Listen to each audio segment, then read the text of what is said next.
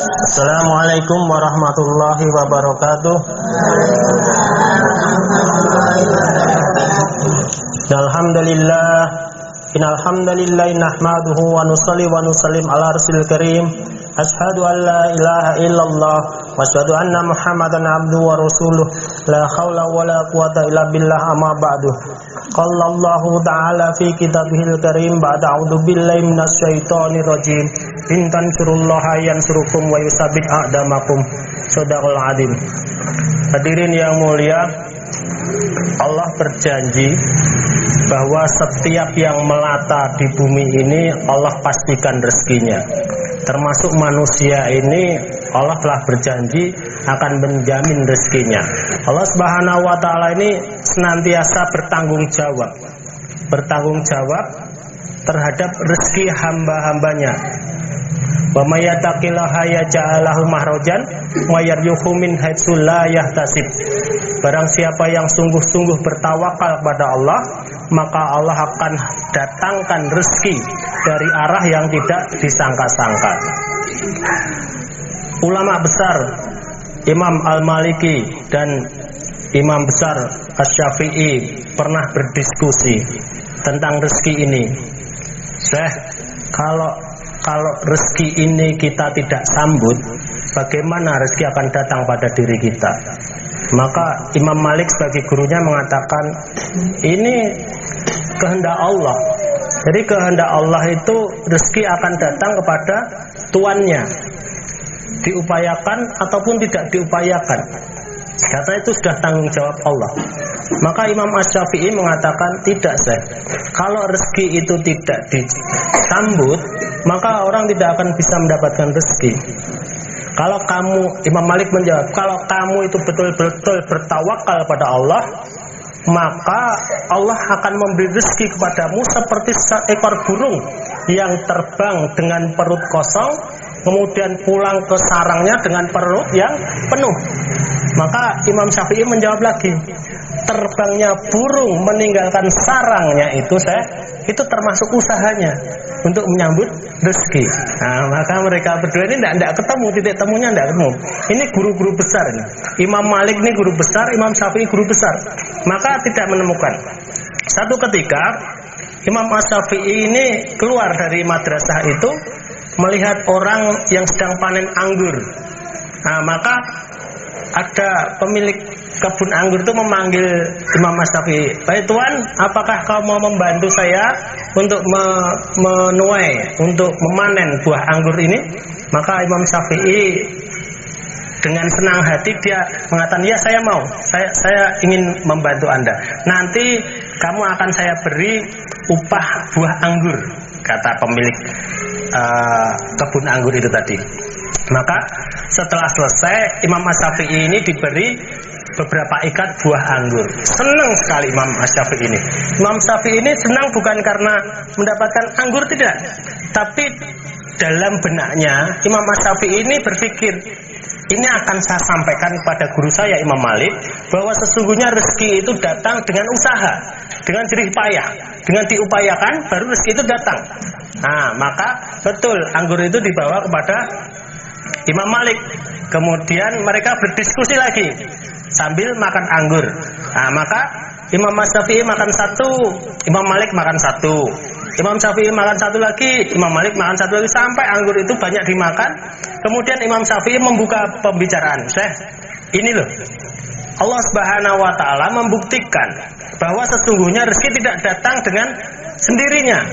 Saya tadi membantu orang panen anggur sehingga saya mendapatkan rezeki anggur ini, saya diberi upah anggur, sehingga sekarang saya makan buah anggur."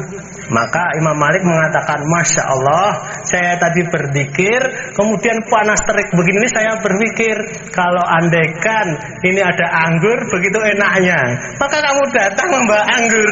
Nah, mana yang benar?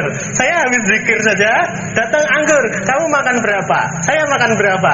Iya, saya makan sebagian dan kamu makan sebagian." Nah, maka siapa yang benar? Tentang konsep rezeki ini, siapa yang benar? Imam Malik kah atau Imam Syafi'i kah? Jadi Jadi kita ini tidak ada kapasitas untuk menilai beliau-beliau itu tidak ada. Karena kita ini bukan apa-apa dibanding beliau-beliau itu tidak. Dua-duanya benar. Dua-duanya benar. Apabila makomnya sudah makom tajrid seperti Imam Malik, maka Allah akan hantarkan rezeki seperti itu. Tapi kalau makomnya makom syariah seperti Imam Asy-Syafi'i, maka kita jangan ikut-ikut makom tajrid. Lapar sungguhan kita nanti, gitu. Nah, maka dua-duanya betul, dua-duanya betul. Yang orang-orang yang meyakini dengan makom tajrid seperti Imam Malik boleh, tapi yang meyakini seperti Imam Asy-Syafi'i juga boleh, tidak salah. Karena dua-duanya benar. Ini menunjukkan bahwa Islam ini luas. Islam ini luas, dan setiap perbedaan Islam, setiap perbedaan ilmu di dalam Islam bukan untuk diperdebatkan, tapi untuk diyakini saja. Untuk diyakini, untuk diamalkan. Karena apa? Perbedaan ulama, khilafiyah antara ulama itu sudah jauh. Ulama itu sudah ada terus khilafiyah ulama itu. Yang boleh khilafiyah itu ulama. Seperti Imam Malik dengan Imam Syafi'i, Imam Hambali dengan Imam Hanafi itu boleh khilafiyah. Tapi kalau mengatakan Mas Sulis kok pendapatnya seperti ini, Pak Ismanto kok pendapatnya sendiri, khilaf. Bukan. Itu kalau saya sama Mas Ismanto itu berbeda pendapat, pasti salah satunya itu salah itu. Atau dua-duanya salah gitu. Nah, kalau kita ini berbeda pendapat, mungkin pendapat saya salah, pendapat Mas Ismanto benar, atau pendapat saya salah, pendapat Mas Ismanto juga salah. Itu kalau orang-orang sekarang. Yang boleh khilaf ulama-ulama besar saja. Jadi kalau orang-orang sekarang mengatakan wah khilaf, bukan, itu bukan khilaf, itu kesalahan di dalam menganalisis satu hadis, satu firman Allah Subhanahu wa taala. Oke, paham? Jadi pelajaran ini menunjukkan apa? Bahwa sesungguhnya rezeki itu macam-macam. Rezeki itu macam-macam. Sesungguhnya rezeki itu ada 3. Nanti akan saya sampaikan di pertemuan berikutnya insyaallah. Yang pertama rezeki muqaddarun. Kemudian rezeki maksumun dan rezeki mu'alakun. Apa itu rezeki muqaddarun? Rezeki muqaddar itu rezeki yang diupayakan. Rezeki maksumun itu rezeki yang pasti datang ke setiap orang. Jenengan kerja beli semangka, okay? Terus yang dapat rezeki semangka itu belum tentu yang beli, belum tentu yang kerja. Jenengan pulang, anak itu ikut makan enggak? Anak ikut makan. Anak enggak ikut kerja, anak enggak ikut beli. Tapi ikut makan karena apa? Mendapat rezeki maksumun. Nah, kemudian yang ketiga rezeki mu'alakun. Rezeki mu'alakun letaknya di antara langit dan bumi. Jumlahnya begitu besar, tidak direbutkan, hanya bisa diperoleh dengan ketakwaan kepada Allah Subhanahu wa taala. Nanti akan dibahas berikutnya insyaallah. Ngoten nggih. Subhanallah wa bihamdika, asyhadu alla ilaha illa anta, astaghfiruka wa atubu ilaik. Wassalamualaikum warahmatullahi wabarakatuh. Monggo enten sing badhe tanglet. Nggih. Dulu saya pernah mendengar ya Pak ya, bahwa usaha pembawa rezeki itu bila sampah di dalam rumah itu ditutup sama apa itu Pak? Sisanya itu dibersihkan sebelum jam 5. Ya. Nah, jadi begini. Konsep bahwa sampah di rumah harus ditutup. Sampah itu tempat yang kotor. Setan itu senang tempat-tempat yang kotor dan bersembunyi di tempat yang kotor. Manakala semua ini terbuka, maka setan senang masuk di situ. Senang masuk di tempat sampah yang terbuka dan berdoa keburukan. Setan itu tidak pernah mendoakan kebaikan terhadap manusia. Yang didoakan keburukan. Ini sesuai hadis baginda Rasulullah SAW. Apabila kau menjelang tidur atau kau pergi tidur, maka tutuplah tempayan, tutuplah semua yang terbuka, tutuplah jendela dan matikan lampu. Nah, termasuk sampah-sampah yang terbuka itu ditutup. Karena itu akan menjadi sarang setan. Kemudian baginda Rasulullah SAW sampaikan, buanglah sisir yang telah gompal. Kemudian bersihkan sisa-sisa makanan kamu, maksudnya tempayan, piring dan macam-macam gelas itu sebelum menjelang maghrib, karena menjadikan faktor kefakiran, penyebab kemiskinan itu. Jadi beberapa perkara, banyak ini beberapa perkara, bukan hanya 2 saja, menyebabkan kefikiran di dalam rumah tangga kita. Kadangkala bapak pun kerja keras, ibu kerja keras, duitnya entek terus, metik terus, bahkan pengeluarannya jauh lebih besar daripada pendapatannya. Nah, kadangkala hal-hal yang kecil itulah yang menyebabkannya, hal-hal yang kecil itu. Ada lagi rumah tangga itu kok padu mawon. Ini ada 10 perintah baginda Rasulullah kepada Sayyidina Ali. 10 pesan baginda Rasulullah kepada Sayyidina Ali. Di antaranya, maaf ini urusan orang dewasa. Apabila kalian bersetubuh dengan istri dan suami kalian, maka jangan menggunakan 1 lap. Gunakan 2 lap. Kalau menggunakan 1 lap, tidak ada perkara, tidak ada masalah, tiba-tiba padu. Tidak ada perkara, tidak ada masalah, tiba-tiba padu. Karena setan masuk di dalamnya. Ini salah satu 10 pesan dari baginda Rasulullah kepada Sayyidina Ali. Ada 10 pesan. Ini salah satu saya sampaikan. Paham ya? Sedang mulai? Kula Pak. Nggih. Bagaimana cara untuk merukunkan rumah tangga anak? Merukunkan rumah anak. Merukunkan nggih. Tidak berantem. Masih satu rumah? Satu.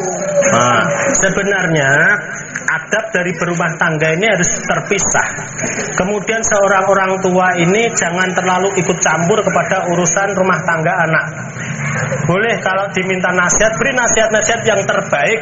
Jangan mengadu domba, jangan memberikan contoh kebencian, jangan memberikan hal-hal yang menjadikan mereka itu tambah panas. Tapi berikan, karena begini, apabila seorang anak mengadu kepada kita ini bisa sakit hati kepada pasangannya. Tapi bisa jadi besok malam itu mereka kumpul, mereka sudah baik, kan kita masih sakit hati. Nah, masih jengkel. Nah, ini harus kita pahami, jangan sampai kita masuk terlalu dalam ke dalam kehidupan anak-anak kita yang telah berumah tangga. Karena seorang wanita setelah dinikah itu milik suaminya. Tapi laki-laki setelah menikah tetap milik ibunya. Ini kita pahami dulu. Kadang-kala kita ini tidak paham seperti ini. Akhirnya apa? Anak wanita kita ini masih kita anggap sebagai anak kita terus, sehingga suami ini tidak memiliki hak. Sehingga dia mau mengatur istrinya ini susah. Akhirnya jengkelnya disampaikan kepada mertua, tidak berani. Akhirnya istrinya jadi bulan-bulanan, jadi kambing hitamnya begitu. Nah, maka kita doakan, kita minta pada Allah, karena sesungguhnya yang memegang hati ini semuanya Allah Subhanahu wa taala. Minta kepada Allah dibolak-balikkan hatinya menuju kebaikan, menuju sakinah, menuju rahmat, menuju hal-hal yang baik kepada rumah tangga anak-anak kita. Memang ujian rumah tangga ini luar biasa. Jangankan anak-anak kita yang mengarungi hidup itu baru beberapa tahun gitu. Nyenan sing sudah bertahun-tahun itu apa bebas dari ujian rumah tangga? Kan tidak, ada saja. Tapi dengan pengalaman hidup dan ilmu agama, kita telah diberi contoh-contoh untuk menyelesaikan ujian-ujian di dalam rumah tangga kita. Nggih, ngoten nggih. Jadi pikirkan kalau mau memberi nasihat, pikirkan yang terbaik, jangan ikut emosi. Pokoknya kalau kita emosi itu jangan memberikan saran. Nanti sarannya keliru nanti. Kita tenang dengan pikiran yang jernih, logika kita pakai, sampaikan nasihat-nasihat agama. Karena sesungguhnya semua masalah itu nanti sumber pemecahannya adalah agama. Sumber penyelesaiannya adalah agama. Pun itu tidak bisa dibantah lagi. Kalau orang jauh daripada agama, maka akan banyak masalah. Tapi kalau orang mendekat pada agama, maka akan selesai masalahnya. Ya. Melihat Yang menjadi bagaimana kalau apa yang dilakukan pasangan anak ini menantu atau suami atau istrinya itu melakukan suatu kesalahan, benar-benar suatu kesalahan di depan seorang mertuanya begitu, apa tidak? Kan kita ada satu misalnya, tadi yang disampaikan itu seperti apa kan cara memberi nasihat kan? Jadi kita lihat kesalahan itu menurut kita kah, menurut umum kah, atau menurut agama? Jadi kadangkala apa yang kita anggap keliru, apa yang kita anggap salah belum tentu keliru di mata orang lain. Yang dianggap keliru kita, yang dianggap keliru orang lain belum tentu keliru di dalam agama, begitu. Maka kita telisik dulu kekeliruannya, kesalahannya itu sampai tingkat mana. Kalau sudah sampai tingkat agama, maka kita nasihatkan kepada agama dengan lemah lembut. Kalau kita ini kurang memahami tentang agama, panggilkan orang yang lebih memahami untuk menasihati anak atau menantu kita. Karena biasanya kalau orang itu yang didatangkan itu orang-orang yang berkarisma, maka dia akan menuruti. Tapi kalau yang memberitahu itu orang-orang yang sering kumpul di satu, itu biasanya hambar, sudah disepelekan saja, gitu. Karena sudah biasa. Alah mong mae, alah mong pae, kan biasa saja, gitu. Tapi kalau didatangkan kepada orang-orang yang jarang ketemu, kemudian berkarisma, mungkin dia bisa jadi manut. Karena sebelum dia datang, orang-orang alim itu biasanya sudah membawa amalan dulu. Dia zikir dulu, dia doa dulu, dia swadajat dulu, baru memberi nasihat. Kalau jenengan kan dengan emosi tanpa wudhu langsung kasih nasihat, gitu. Ya lain, nanti lain, hasilnya lain. Karena orang-orang yang alim datang memberi nasihat itu minta bantuan, minta pertolongan pada Allah. Nggih, ngaten nggih. Sampun nggih. Pun lajengaken minggu depan mawon nenten sing takon boleh nggih.